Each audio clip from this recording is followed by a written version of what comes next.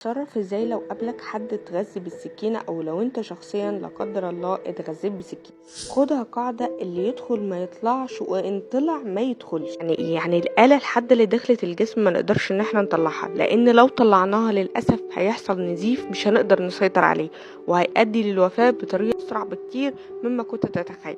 ولو طلعت الآلة لحد من مكانها ما ينفعش ان احنا ندخلها تاني، وانك بكده ممكن تقطع في أنسجة وشرايين وأوعية دموية، ممكن تأذي الشخص وتعمله مضاعفات أكتر بكتير. طب ايه الصح؟ ده غزة الشخص سواء سكينة أو إزازة أو لا قدر الله أي آلة حادة غزة شخص، الصح ان نثبتها بحاجة من على اليمين ومن على الشمال، بحيث انها ما تتحركش وتقطع في أي أنسجة حواليها أو أي شرايين وأوعية. لو الآلة الحادة دي طلعت من مكانها، الصح نعمل ايه؟ الصح ان احنا نضغط على مكان النزيف بقماشة نظيفة، نضغط جامد.